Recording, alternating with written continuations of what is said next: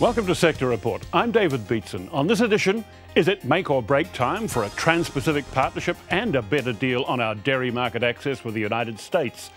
Can biofuels really become a profit centre for New Zealand farmers and agribusiness? And what does the changing face of farming look like? You've got obviously more volatility from a market perspective. You've also got the consumer and the public having more of a say around how we farm. Well, if you want to see what the changing face of farming looks like, Mystery Creek was the place to be last week. The largest agriculture expo in the Southern Hemisphere lived up to its reputation as a leading indicator of where New Zealand's most significant industry is heading. The key themes from National Fieldays: mechanisation, corporatisation and environmental sensitisation. Our Rural Affairs correspondent Drew Chappell was there. They say the more things change, the more they stay the same. Fieldays has, in some respects, changed a lot since its beginnings, nearly 50 years ago. And yet, every year, punters know what to expect. A comforting glimpse into farming life, and possibly the future. The theme at this year's Fieldays is the changing face of farming. And nowhere is that change more evident than here at Mystery Creek in Hamilton. We're going to get more and more pressure from our customers, whether they're domestic or international. We're going to get more and more pressure from the urban people looking at the practices that we have on New Zealand farms. We're going to have to up our environmental sustainability, but farmers are ready for that. I give an absolute... As the Minister for Primary Industries, Fieldays is a must for David Carter, and he's perhaps in the best position of all to comment on what the future holds for agriculture. Probably the greatest change we're going to see is the use of new technology, and something like NATE, the Animal Identification and Tracing System, coming in gives us huge ability to harvest information that's at the moment unavailable on the performance of animals, and if we can harness that information we can breed super sheep and super cows. Tim Mackle from Dairy NZ says the dairy industry is on the threshold of perhaps its greatest change in a generation.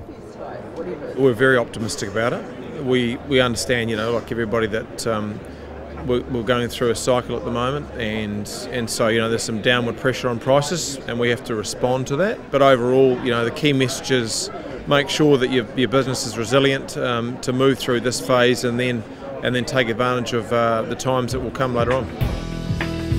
A big part of the changes in farming practice revolve around public perception, what farmers are seen to be doing to the environment and the country's reputation. There is a feeling among those in the dairy industry that while those issues are largely dealt with in practice, they still remain concerns for average New Zealanders. Things are becoming more complex, so if we talk about the changing face of farming, it will get more complex. You've got obviously more volatility from a market perspective.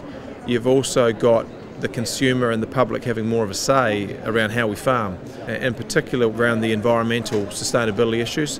Dairy's been in the spotlight obviously for the last few years, but it won't just be dairy, and we're seeing that start to emerge already. So collectively we've all got to address these issues, particularly around making sure that we manage our nutrients effectively and convert those nutrients into saleable products. An uncertain future is scary to some, but not to those who see an opportunity to shape it. Professor Jacqueline Rowath from Waikato University hosted a series of discussion groups, putting problems to both the public and industry experts. We have a productive future ahead. Like it so far? Good. She says despite the uncertainty, we should be looking ahead in expectation rather than fear. We need better money for our food. I think it's changing, becoming more exciting because we've got such big markets ahead of us. There are certainly challenges, but most people actually like challenges and providing solutions for them. And that's why having all the different perspectives here at Fieldays is able to be exciting. We're looking for solutions. One of the main talking points at the Fieldays was the change on the face of rural communities, not just farming. The increase in lifestyle properties and rural subdivisions is a cause for concern for many farmers, especially those whose land may increase in value or shrink in size due to local government changes. At the moment, we have some sort of regional direction about what land can be used for what, But urban growth still continues, lifestyle blocking continues, and to take one extreme is that lifestyle blocks turn good agricultural land into pet food. And you have two nice little pet sheep and a llama and probably a horse, and is that actually productive? That very issue was picked up by Environment Waikato councillor Vaughan Payne. The loss of rural land, in my view, is a New Zealand issue. He talked about the council's concerns after more than 400 square kilometres of Waikato land have been converted to lifestyle blocks since 1992. It's fairly obvious that the evidence exists that as a property gets further subdivided, it gets smaller and smaller, the range of productive uses that it can be put to diminish. They can still find some productive uses, but just the range of opportunities starts diminishing, and then you've got the other impacts, as I said, around transport impacts and increased demand for council services and things like that we've got to deal with. Environment Waikato is working with a number of other councils to formulate a way to keep the region's best soils in productive hands. Landcorp is one of those productive farmers, in fact the biggest and most productive farmer of all.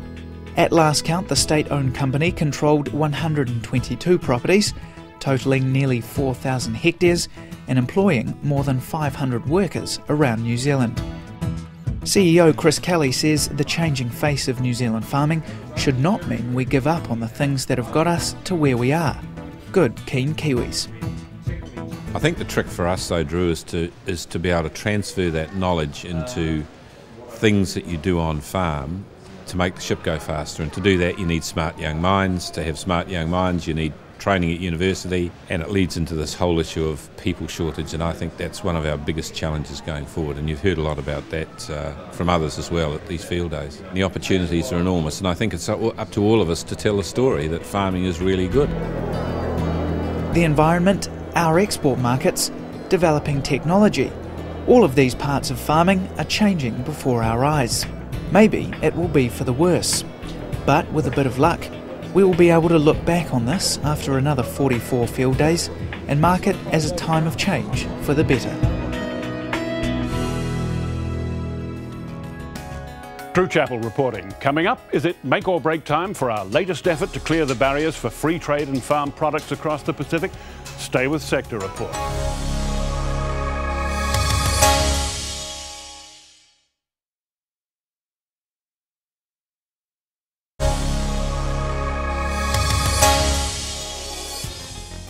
The latest round of Trans-Pacific Partnership negotiations kicks off in San Diego next month. It's supposed to be a regional free trade agreement covering the United States, Australia, Malaysia, Vietnam, Peru, Chile and New Zealand. But in fact, it's going much further than trade, with US negotiators pushing issues like foreign investment, monetary policy, labour laws, environment regulation and intellectual property rights. But despite 2 years of formal negotiations, the United States has yet to move on barriers to trade in the dairy market. Well, joining us now, the former trade negotiator and executive director of the New Zealand-United States Council, Stephen Jacoby. Well, Stephen, welcome. Good to be here. San Diego. Is that going to be make or break time for this deal? I don't think we're quite at the make or break stage yet. This is the 13th round of a negotiating process that's gone over, the best part of 2.5 years. Yeah, the leaders are saying December, get it done. They're saying get it done by the end of the year. The negotiators say they're still working to that timetable. I have to tell you, it looks fairly ambitious the way I see it at the moment. We're getting close to the end, put it that way, and so negotiators have certainly got to redouble their efforts to get a conclusion. I think most New Zealanders have seen this presented domestically as this is a free trade deal, but the Americans seem to have a quite different view of it as being a much broader deal altogether. It is a broad agreement. Why are they pushing so hard yeah. on that broad front? Yeah. Well, firstly, it is more than just a conventional free trade agreement. It's meant to be a free trade agreement for the 21st century. What that means isn't entirely clear, and we won't know really, I suppose, until it's finished. But the reason the Americans are pushing it so strongly is that they quite clearly need to grow their economy. They're in a terrible economic situation. They've got to look to external markets, and they've also rediscovered Asia. And they want to be in on the growth that Asia is now experiencing. And without TPP, they could very well find themselves outside. But if they sit down and say, OK, we're going to do some things about foreign investment, we're going to do some things about labour law, we're going to do some things about environmental regulation, might level the playing field up. I mean, is this done for American domestic purposes to sort of soften the blow, saying, and by the way, you farmers are going to get some competition? Well, I think the certainly increased competition for agriculture in the United States is a part of it. And what the administration needs is a much broader agreement that they can point to, benefits across a wide range of areas, I suppose, as you say, to soften the blow. But that's kind of looking at the glass half empty. If you look at the glass half full, it's about saying to American agriculture, there are opportunities for you in this wider Asian region if we can get trade barriers down. And part of that means we have to open up our own market. So there's a lot of positives in this for American farmers, just as there is for New Zealand farmers. Actually, it could mean more competition for us in those markets, but we're not afraid of competition in New Zealand. Looking at it a little cynically, maybe, it is presidential election time. It's a hell of a time to be trying to actually get a free trade deal accepted in the United States, isn't it? Well, we just had 3 major trade deals be passed by the Congress after quite a gap. These are the big ones with Korea, Panama and Colombia. So the environment on trade in the United States is never good. And not good in a presidential election year, I guess. But bear in mind this, this is the only trade negotiating initiative that President Obama has. And at a time when America needs jobs, needs growth, there is a message you can sell about this. The reality is, of course, that we're going to have to wait until the American election is over before this agreement gets presented in the Congress. Okay, I mean, your counsel's been told by one of your American business contacts that there's a real chasm between the negotiators and the political ambitions for the trade deal. Do you share that view? Well, I think that is actually true. The rhetoric doesn't quite meet the reality. So it's you just describe for me what this chasm is. Chasm sounds pretty chasm sounds deep and wide. Yeah. You know, hopefully it can be bridged. But the gap, I suppose, that I would describe it is that on the one hand, American politicians in particular are talking about a 21st century agreement with a broad sweep of initiatives and high-level ambition. When it comes to the negotiating table, what we're seeing is not quite initiatives that meet that objective, particularly in the area of market access for agricultural products, which of course is a 20th century issue. I was going to say, but you've said the Americans must address the dairy market access question to achieve a deal. Do they see it the same way? I think the negotiators in their heart of hearts see that they must. Whether the politicians see it in quite the same way. I mean, the reality is, why is this important? Because it's a litmus test of how ambitious the United States is going to be. If they can't liberalise agriculture, how can they expect other people to move on areas of interest to them? Okay. Has the US put anything on the table in regard to dairy market access? Tim Grosser says that they have not yet tabled what he would regard as a comprehensive market access proposal. So from this we take that they have discussed the issue of agriculture market access liberalisation, but they haven't put the piece of paper on the table that will meet the high level of ambition which has been set out in the vision for this agreement. Essentially, this is a situation in which the US wants to promote this deal because it wants to counterbalance the influence of China in the Asia-Pacific region. Fair comment?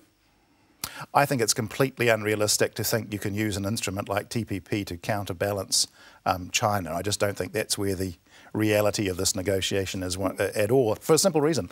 Because TPP is meant to be a pathway to a broader agreement in the free trade area of the Asia-Pacific, and quite clearly China has to be in that. We couldn't have that sort of arrangement in the Asia-Pacific region without China. Well, why aren't they at the table? I mean, they're not sitting idle on the trade front. They're talking to Japan, they're talking to Korea, to other absentees, I think.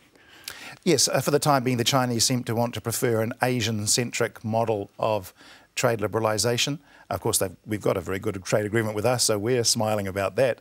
But they're not disinterested in TPP. They are observing it. Tim Grozer has said that is the case. The Chinese embassy said so this week in a media interview. Why have they not joined at this point? Because they want to see how this thing evolves, and we have to build it carefully. They say, however, it's ironic that they're not there. This is what the embassy in Wellington said last weekend. It's ironic that we're not there. It would be incomplete with the exclusion of China. Look, we can complete TPP amongst the 9, but for it to be meaningful, it must be amongst the 21 in APEC, and that includes China. Of course, when TPP started, anybody could come. Literally, it was an open invitation. Some came, others didn't.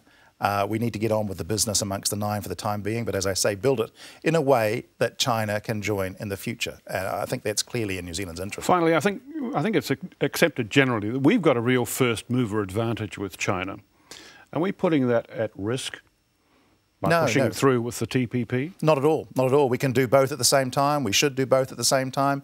We've got an enormous benefit out of this FTA with China, a deepening relation with China, which is beneficial for us both.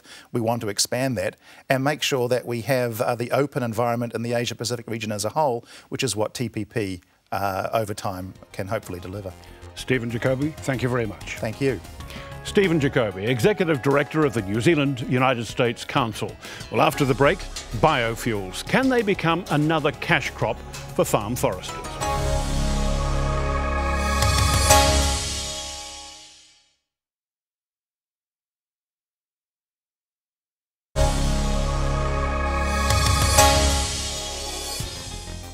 Welcome back to Sector Report.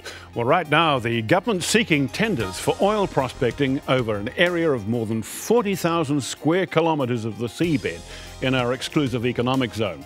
At the same time, it's pulling the plug on assisting the production of biodiesel from rapeseed, tallow waste from meat plants and used cooking oil. It's a major step back for our biofuel sector and its hopes of supplying 30% of the country's transport fuels by 2040. But it could also be a step back for farm foresters and dairy farmers, as well as the meat producers and grain growers, as the Executive Officer at the Bioenergy Association, Brian Cox, explains. Brian, thanks for joining us. Why is the government pulling the plug? Well, I think that they're looking more to the future rather than the present, and that what we're looking at the moment... I thought that's what you're doing. Well, and from our point of view, that's what we're doing. But the government has not connected with what we believe is needing to be done. So the biofuels program that has been done for the last couple of years has been a really successful program, but it's about building blocks, building capability and being able to get people used to doing fuels and using fuels in their vehicles. Yeah, but is that all biofuels or just some biofuels that they're pulling support for? Because my understanding was that you were still hopeful that in some areas they might continue assistance. Yes, they've been supporting both biodiesel and bioethanol, and it's the biodiesel grants which they've pulled. The bioethanol, which is made from whey by Fonterra, is still continuing at the moment. We hope that will continue because it's really important to be able to get people in their vehicles to be able to use these type of fuels, to get practice at that. Well, I mean, were you given any particular reason why they withdrew from the biodiesel program? Because this utilised rapeseed, it utilised tallow from meatworks. Those are two agricultural components which are obviously going to be important in terms of to realise its agri-fuel potential. Yes, and that was really successful in those areas. But from the low uptake, government saw it as a failure. Now, what they didn't understand was that you can't start business within 5 minutes. How do you get a distribution system? Things like that. I mean, you've got to catch up with an oil industry that's been around for well over a century. And that's part of the misunderstanding that the government's had, is that we've had fleet owners who are clamouring for the fuel. Mm-hmm. Now, they are not taking it on the retail courts, although ethanol is available from Gull at most stations in the North Island, but the diesel was being delivered to truck owners. Now, those truck owners are the ones who were developing the business, and that meant that the infrastructure issues were actually minimised because we didn't have to have a big retail type outlet for diesel. You had literally fleet supply situations that you could tank up, and you didn't need a retail distribution arm in the conventional sense. I understand that, but what happens to those people who have actually converted to run on biodiesel, and what happens to those who've actually set up businesses to supply you with the raw stock? Well, in terms of getting it, there is still one producer. The biggest producer is still going and is still doing it. They're doing it from canola oil, and they do distribute right throughout New Zealand. But in terms of growing the industry, that's come to a dead halt, and those parties who were doing it have all folded and left. Did you really miss an important milestone in terms of any agreement that you had with the government over funding, or what happened? Well, that was the problem. We didn't have any agreement. They imposed some targets. It was a program that had been brought up by the government really as a sop to the closure of the obligation that they had before. And so they didn't consult with us. They set a target which was never achievable. And so when they didn't understand what was necessary for this to occur. What are you doing about it? Well, and we're fighting we're supposed to be a country that wants to reduce emissions, wants to present itself clean, green, and doing the right thing. We're fighting for the ethanol to stay. The ethanol which is available to the retail public through some of the retail outlets, that's still there, and we're hoping that the government will see sense and keep that. With the biodiesel is that we just have to accept that the one operator who is well established and a big operator is the one who's going to have to carry the load at the moment. But more importantly, we're now looking and focusing on the advanced biofuels, which is about making biodiesel and ethanol from wood, which is where our natural resources are. I was just going to ask you, I mean, you were exploiting two byproducts of two large sectors, the meat processing sector and in fact the dairy processing sector. But there's a great wall of wood coming to maturity in New Zealand. What are the prospects for actually producing fuel in quantity?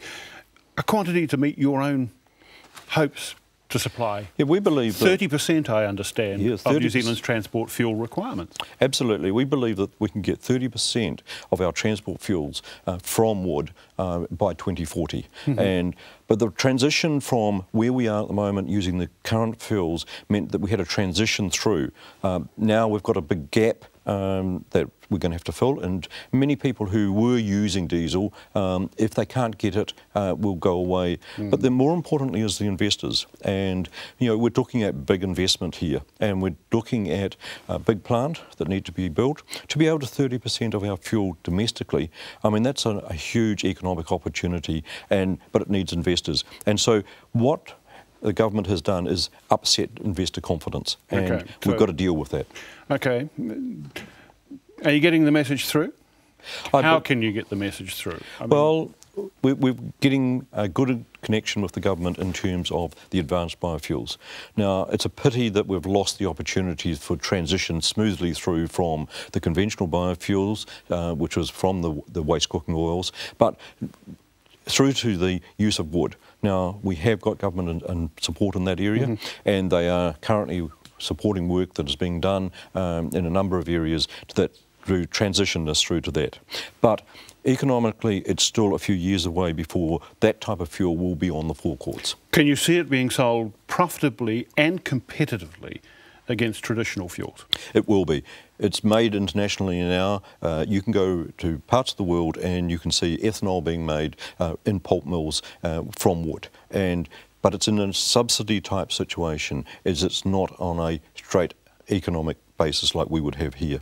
So when you look at that, the difference at the margin at the moment is that degree of subsidy, and you look at the economics of fuel, is that within a couple of years is that will start to be economic for New Zealand. Do you think the government pulled the plug because fundamentally they've got a great belief that we'll be producing more oil in New Zealand and meeting more of our own needs from that? Yes, I think they believe that we will be doing that. I think they've overestimated how quick it is and how soon we'll be able to do it. And also I think overlooked the whole dynamics that you have when you're developing a sector. Investor confidence is really important. But on the other hand is the forest owners and wood processors through their own strategy, which they released earlier in the year, and work that they are also doing in terms of a big project they just announced, are starting to look at this, and that is where we hope it will go. Well, I wish you well in your hunt for the next big investor who's going to do the plant that's required to process that wall of wood, or the waste from that wall of wood, into a fuel. And that's where we're working with the pulp and paper sector, with the wood processors, because they are the businesses that have got the capability in terms of making from wood a range of products. And so it's a purely extension. And internationally, it's the pulp and paper sector who have been extending their business into the ethanols and the biodiesels. And so those are the people who are going to start it. But it's also got to come from the forest owners, because currently we waste 10 to 15% of our forest harvest residues. We need to be turning that into fuel. Brian Cox will track progress. Thank you very much. Thank you. Brian Cox, Executive Officer from the Bioenergy Association. And that's it for Sector Report this time. Meantime, you can check out our programs anytime online at country99tv.co.nz. Thanks for your company. I'm David Beatson for Sector Report. See you next time.